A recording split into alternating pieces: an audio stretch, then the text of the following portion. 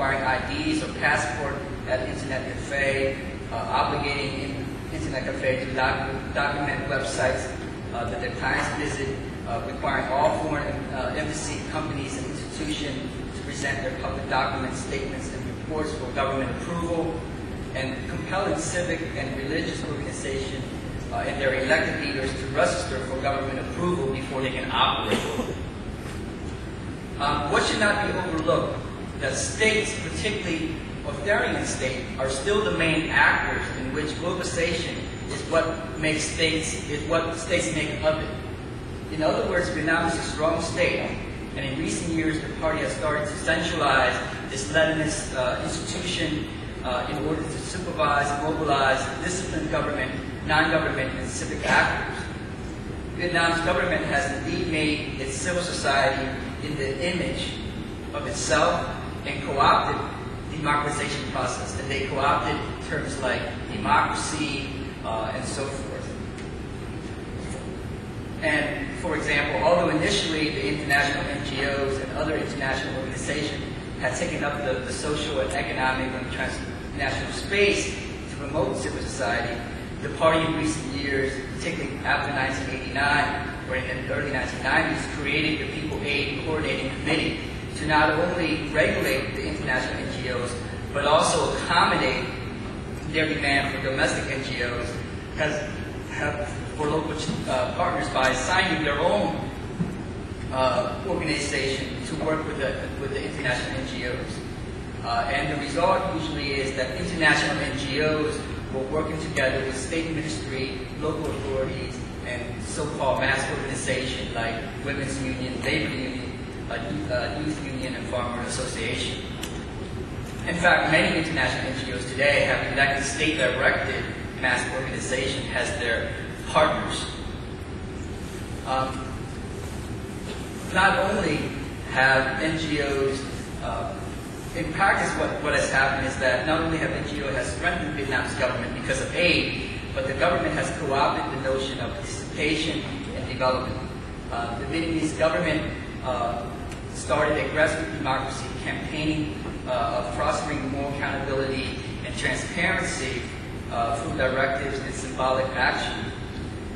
It is hard to ignore the fact that the party's ability to be mass regarded, practicing various sort of popular participation very well at the local without losing its ideology or authority. In concluding, there are two questions that I want to leave you with about the making of civil society in Vietnam. First, can Vietnam's state-directed mass organization, as well as its semi-private research institution headed by trusted scholars, substitute for a vibrant society in Vietnam? Second, does Vietnam's dual system of authoritarian rule and mass regarding can lead to a true civil society in Vietnam?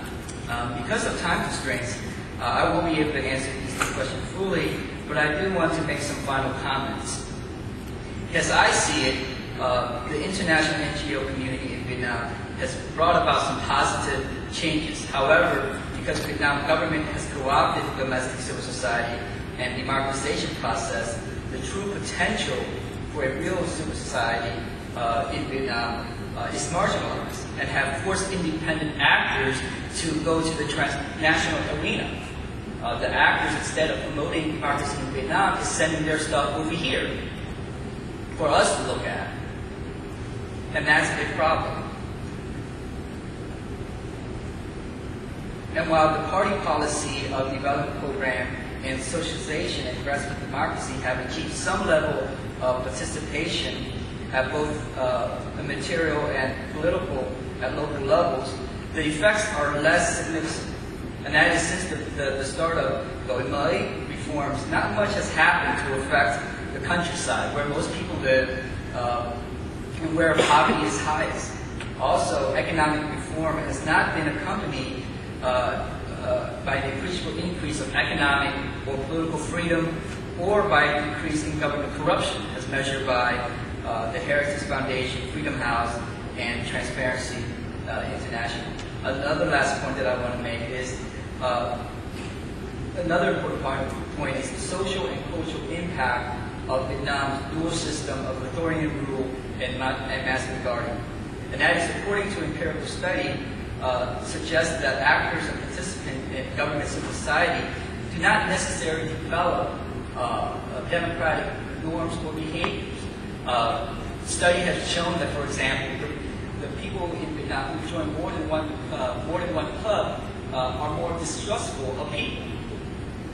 And those who are distrustful of people are more likely to participate in politics. And what you see is, a lot of people talk about democratization in Vietnam, and I think what they're missing the point is that the Vietnamese government is very creative in creating a modern communist state in which they can be mass regarding, but that no one questions their decisions. I will end there. Thank you.